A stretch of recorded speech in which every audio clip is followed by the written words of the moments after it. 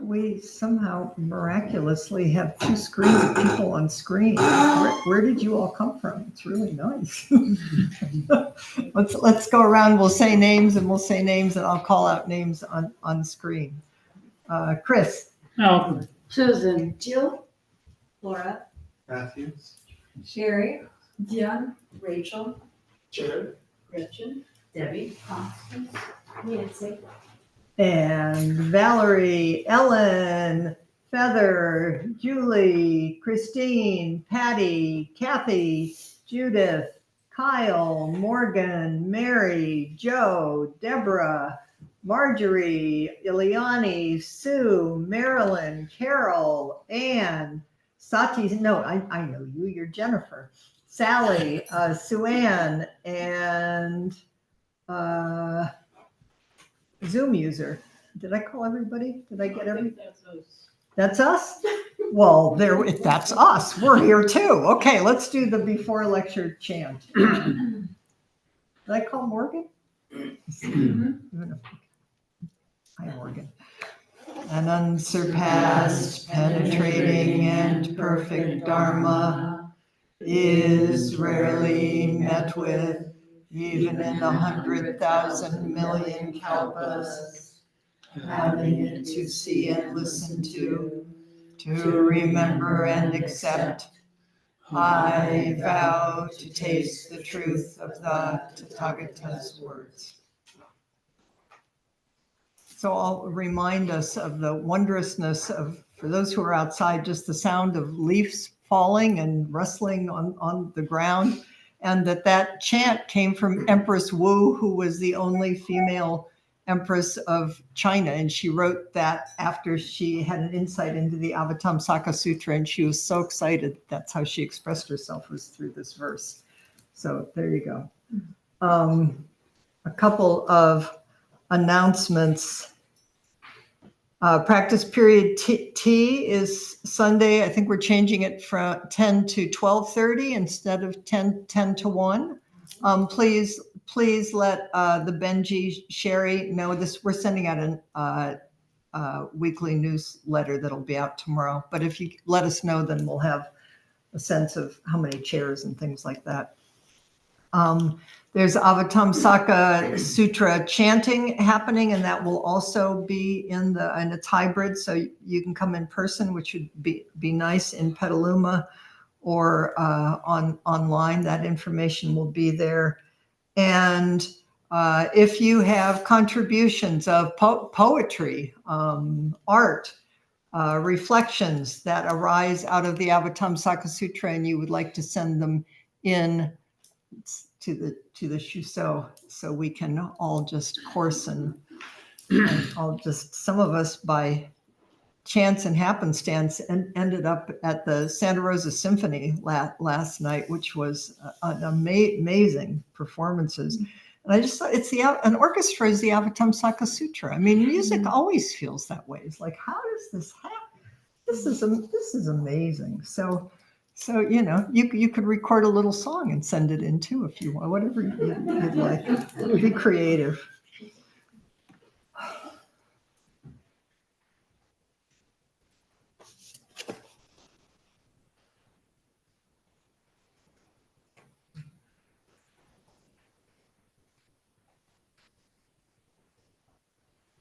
The entire cosmos is one single nexus of conditions in which everything simultaneously depends on and is dependent on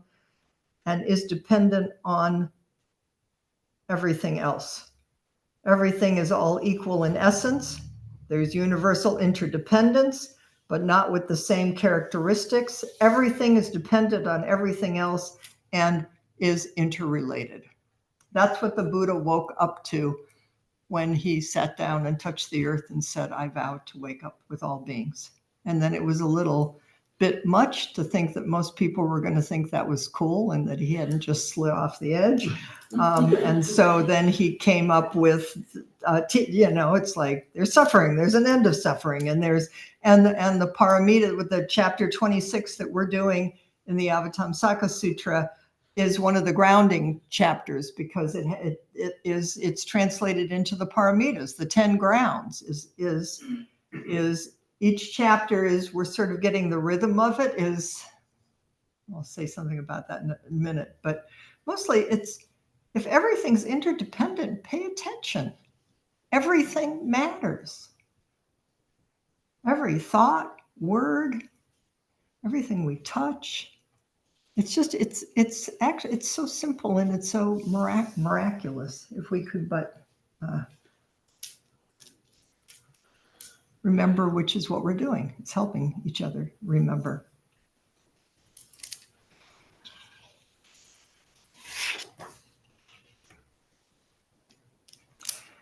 So it seems to me as we roll, I think Rachel and I, maybe you all have had the same.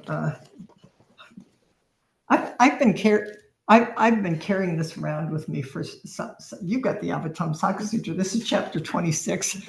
It's like for months and months and months, and I'd open it and then I'd close it, and then I'd open and then I'd close it. But now that we've opened it, it's like there's a certain in the 10, there's a certain rhythm to it that you start to get. And one of the seems to is it says there's 10 stages and grounds. And it looks like this happens, then that happens, and then there's bodhisattvas who have it and bodhisattvas who don't have it, but what it actually teaches and embodies is, it's really funny.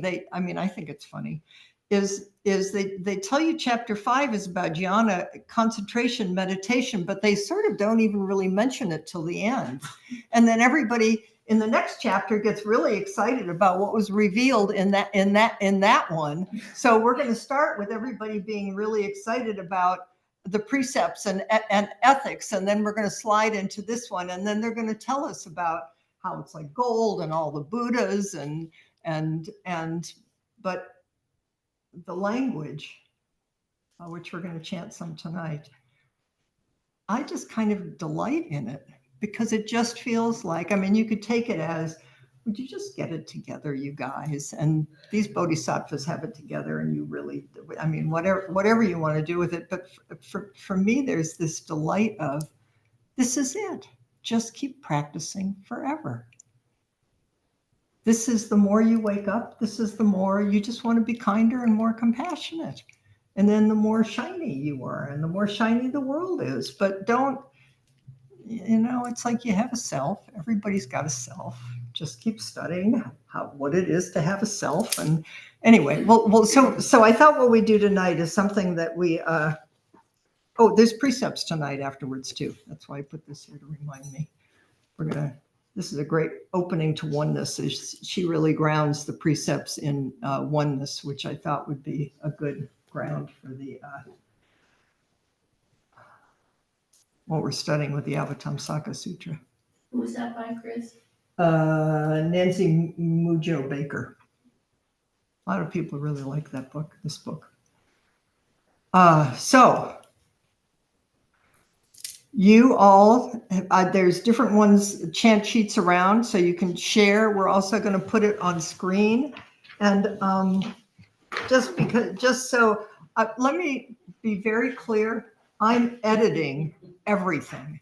You should really know how edited this is. If you want the real deal, it's in the newsletter. Click through and you can get the whole thing. But I thought there are places where we're all going to chant it together, and then I'm going to chant parts of it, or maybe do a little summary of it, and I'll do a bell after each one. And then by the time we come to the end of it, we'll be completely ready to hear what Blanche Hartman says, which I think is pretty much the same thing, more or less. Blanche is dancing up in heaven because we're acknowledging her. She was the first a woman abbess of San Francisco Zen Center. And as I delight in saying, I knew Blanche back when she was just Blanche. It's really funny to know somebody when they were just this person, and then all of a sudden it's like there's a whole generation of people for whom Blanche was this. She was an amazing abbess, but I also know Blanche was just Blanche. It's kind of, we can be all of those things. Okay, so you'll see where it says all chant and then I'll chant. The fifth ground, the difficult to conquer ground. The fifth ground's introductory verses and Dharma requests. On hearing of the fourth ground, supreme practices, ethical conduct, the Bodhisattvas awaken to this Dharma with joyous minds. Blossoms rain down from the sky and the praises resounded, saying, "This is good indeed." Vajragarbha, the Deva king and the celestial hosts, having heard this Dharma teaching, leapt up, stood in space, and everywhere released all sorts of marvelous light clouds as offering to the Tathagata, and everyone was filled with joy. The celestial nymphs played heavenly music, sang songs in praise of the Buddha, and then through the awesome spiritual power of the Bodhisattva, from amidst the sound of their voices, they uttered these words: "The Buddha's vows made so long ago are now fulfilled. The path of the Buddha, so long in its course, is now realized. Shakyamuni Buddha has arrived at the celestial palace and benefits both devas and humans, and after so long is now seen. The great sea, so ancient and vast, for the first time now moves. The Buddha's light, so ancient and far-reaching, now shines forth. Beings after a long and distant past, for the first time are happy. The voice of the great compassion, after so long, is now heard. The far shore of all perfected qualities has been reached. The darkness of all arrogance and pride has been dispelled. The honored one appears here in this world. With delighted minds we present offerings to the Buddha. At this time, Liberation Moon again presented a request to the fearless one, Vajragarbha. Will you explain for us the practices and characteristic aspects of the fifth ground? Vajragarbha begins the fifth ground's explanation. One who wishes to enter the fifth ground, the difficult to conquer ground, should progress into it through the practice of 10 kinds of equally regarded, pure, resolute intentions. What are your resolute intentions? They are bowing towards the Dharma of the Buddhas of the past, of the future, of the present, toward the moral precepts. No, I know you don't. Oh. No, We don't know, we don't have. You're just supposed to, yeah, you're just supposed to bathe in these words. We'll come around where you get to, this is just, it's like, can you imagine? You're just bathing in the resolute intention of the Dharma of the Buddhas of past, present, and future, of the moral precepts, just saying, yes, I will, towards clear mind awareness, towards freeing yourself of views and doubts and regretfulness, toward the knowledge of what is the path and what is not the path, towards the knowledge and vision associated with cultivating the practices, toward more awakened contemplation of all the dharmas that awaken bodhicitta. It's like you want to wake up for the sake of all beings. And your resolute intention is towards awakening all beings. You already have these things or you wouldn't be here. The impartial, resolute intentions enabling the fifth ground access. Bodhisattva's basis for The irreversible Bodhi resolve.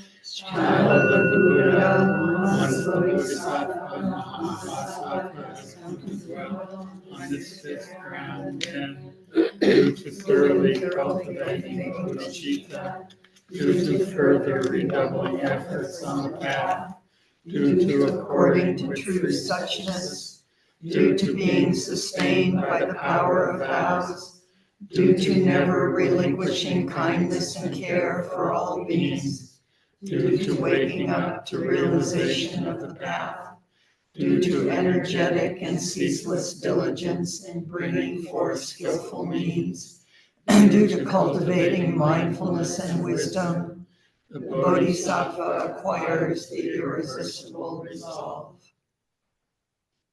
And there is the Bodhisattva's knowledge of the truths, and the Bodhisattva's resultant generation of compassion and kindness, and the Bodhisattva's contemplation of causality in being's plight. Please, we'll chant together.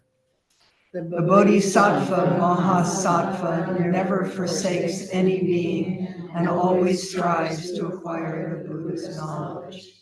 One is unable to move to escape the house of the aggregates and thus increases one accumulation of suffering. They know that there is no self, no entity possessed of a lifespan, no one who grows up, and no one who yet again repeatedly takes up bodies in subsequent rebirth destinies. They know that all occurs entirely apart from any self or anything possessed by a self, and knows that just as this has been the case in the past, so is it continuing to be so in the future. For in any case, none of these exist at all. In their undergoing of such suffering, these beings are alone, poverty-stricken, and distressed by difficulties. They have no one to rescue them, no one to rely on. They are without an island, without a shelter, without a guide, and without eyes. For the sake of all those beings, I shall now cultivate merit and knowledge and continue in this until they acquire the Tathagata's 10 powers and unimpeded wisdom. The Bodhisattva's compassionate dedication of roots of goodness. This Bodhisattva Mahasattva contemplates the roots of goodness that they cultivate as being dedicated entirely for the sake of rescuing and protecting all beings, benefiting all beings, bringing happiness to all beings, bringing forth sympathetic pity for all beings, bringing about the complete success of all beings, liberating all beings, drawing in all beings, causing all beings to abandon suffering and anguish, causing all beings everywhere to acquire purity, causing all beings to adopt the training, and causing all beings to achieve entry into parinirvana. The fifth ground, Bodhisattva's qualities and their basis. They are the one who is mindful. They are the one who is wise. They are one who comprehends implications. They are the one who guards themselves while also protecting others. They never abandon the practice of the moral precepts. They are one who accords with awakened awareness and with knowledge. They are one who accords with wisdom and knows well the distinctions between principled and unprincipled statements. They are the one who skillfully cultivates the jhana absorptions. They are possessed of skillful means and are able to adapt to the ways of the world. They are tireless and accumulates great kindness and compassion. And their unrelenting diligence and diligently cultivate every sort of good karmic work. They are possessed of unimpeded resolve and adopts great skillful means to implement practice in the world. They always delight in teaching all beings. And then there's the closing, number 10, the methods used by the Bodhisattva in their teaching of beings. The Bodhisattva's adoption of an array of beings to benefit. Excuse me, I have two different sheets here. Let me find where I was here. Yeah. Oh, here. Okay, 10. The Bodhisattva's methods for the methods used by the Bodhisattvas in his teaching, awakening of beings. His sole concern is to never act in any manner harmful or distressing to beings. The Bodhisattva's seeing and serving of countless Buddhas You become able to see many Buddhas. Specifically, you become able to see many hundreds of Buddhas, many thousands of Buddhas, many hundreds of thousands of Buddhas, and so forth, until we come to their becoming able to see many hundreds of thousands of Kyotes, of Nyutas, of Buddhas, to all of whom they offer reverence, veneration, service, and offerings. There are Buddhas everywhere. You just have to see with Buddha eyes. The Bodhisattva's purification of the roots of goodness, passing through 100 kalpas, passing through 1,000 kalpas, and so forth, up to the point that they even pass through countless hundreds of thousands of kyotas and nyotas of kalpas, during which all of their roots of goodness shine forth with ever increasing brightness. This has been going on forever in infinite time and space, and will always be going on. And it's going on in every cell of your body and all the space in between. This is the truth of what's really happening. We're just all a little deluded, but now we're waking up. Good roots purification, like refining gold and celestial phenomena. This is analogous to real gold that shines as an ever more brilliant luster, shines forth with ever brighter purity. This is just as with the sun, the moon, the stars, the constellations, and the radiance of the celestial palaces, wherein the wind-like forces supporting them are so irresistibly strong that none of the other winds could even slightly alter their course. So too it is with the roots of goodness of the Bodhisattva dwelling on this ground.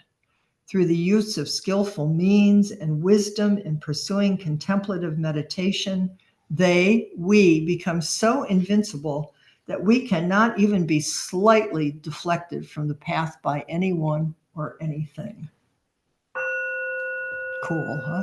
The Bodhisattva's practice of the paramitas.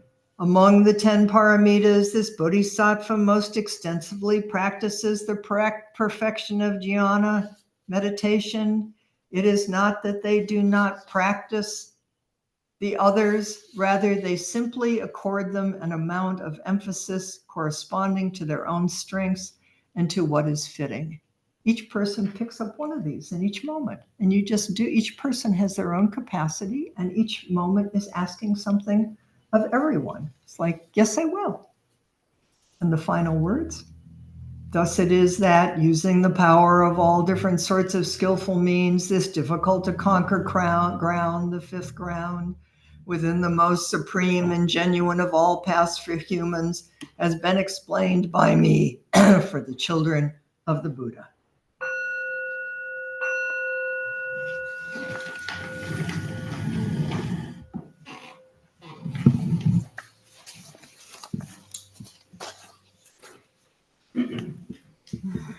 Did you get it?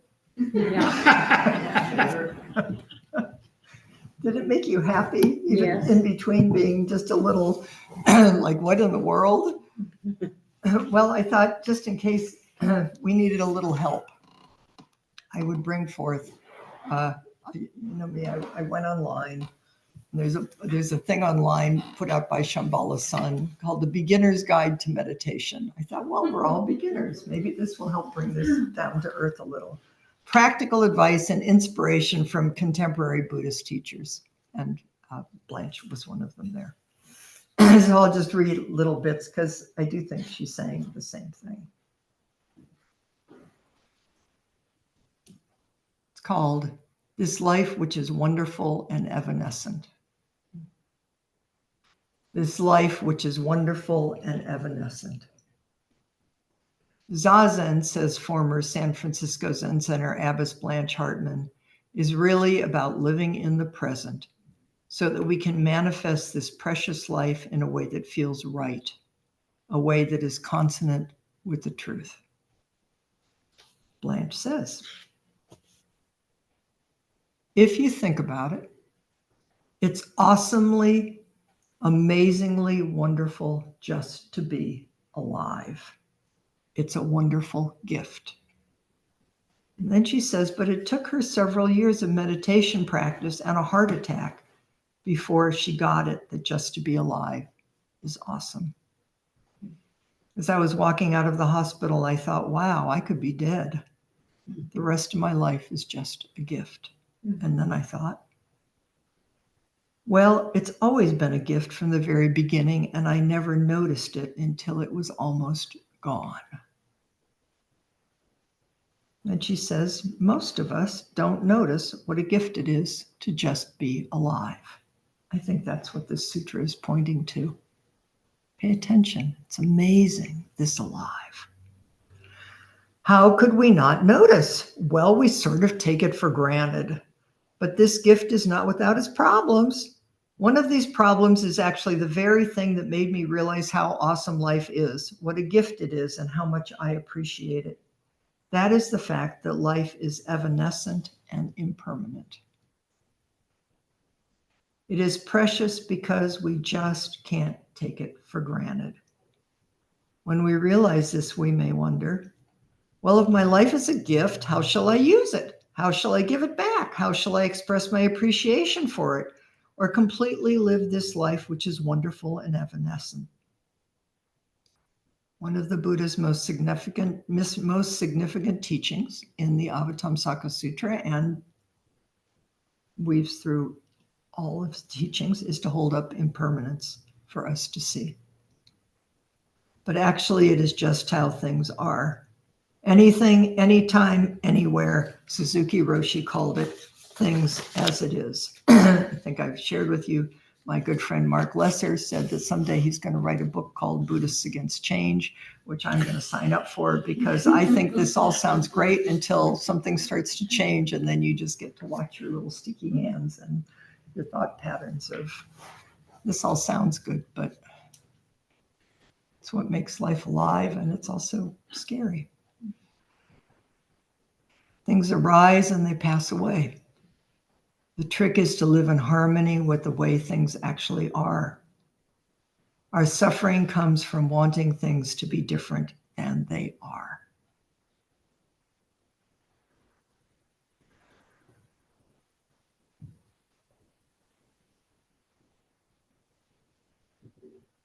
Blanche says, I came to practice the first time I almost died. Second time I almost died, I really came to recognize what a joy it is to be alive. I didn't get it until it really got to the marrow. When it gets to the marrow, you've got it through and through. You don't think, well, maybe just things, you don't think, well, maybe just some things are impermanent, maybe, but not me. Maybe I'll live forever. Or maybe whatever I love will live forever. Or maybe impermanence is not really the truth. So we try to bargain with impermanence or get into denial about it. But somehow, if we're lucky, we do come to understand things as it is, and that this is actually the life we are living. And then the question of how we live it becomes really urgent for us. It's not going to last forever. I just have a limited amount of time to live in a way that really satisfies me, that feels right, that feels in consonant with the way things are.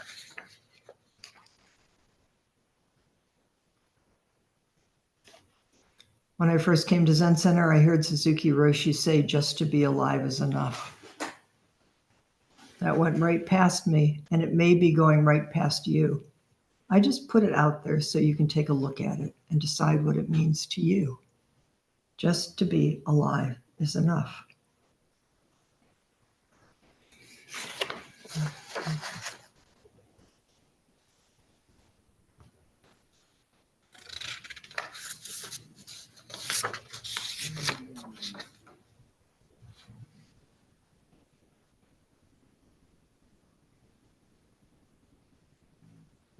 Life is unfathomable. We cannot know it. The inconceivable really is inconceivable, aka the Avatamsaka Sutra, but we still try to find a way to grab onto it. And we find a willingness to live in perplexity, a willingness to live in not knowing. We can feel it in our body when we are out of line with it. We sit down because we want to attune ourselves carefully to our body and mind so that we can notice when we are out of line with our deepest intention. We want to cultivate that intimate knowing without words or ideas, and intimacy with ourselves, so that we can tell if we are living our life the way we really want to, or whether it is just a little off. Buddha just means awake, one who is awake. We find out how to be awake and to align ourselves with our true intention, with our true being, with the wisdom and compassion that is already inherent in each being, including ourselves. No one is the one single exception to the fact that all beings are Buddha. We are not that special! Exclamation point. That's what each of the 10 grounds does. Is it just they're cheering squads? They're just saying, no, this is you. This is the truth of it. And I just realized as I was reading this is that people say, I had left Zen Center by the time Blanche became abbess. And like I said, when I knew Blanche, Blanche was just Blanche. But there was a transformation in Blanche that people saw. And what they said was, lots of people, it's sort of like you become president and then what do you do after you're not the president anymore? Everybody does different things with it. Blanche just dedicated herself to being at Zen Center and walking through the hall. It makes me cry, walking through the halls of the city center and just being kind. That's what Blanche woke up to. So Blanche did become Blanche in the deepest sense. And I just kind of hadn't all lined up in my body before. It's like I want to bow to Blanche and to all of us waking up. So, okay, Bodhisattva's waking up. Just to be alive is enough. Or anything else that arises out of this. Let's go into groups of 3 and just turn. Just don't think about it. Just stream of consciousness, what arises out of this, and we bear witness to each other and to ourselves. Okay? And we'll have, I don't know, 15, a little less than 15 minutes. Find people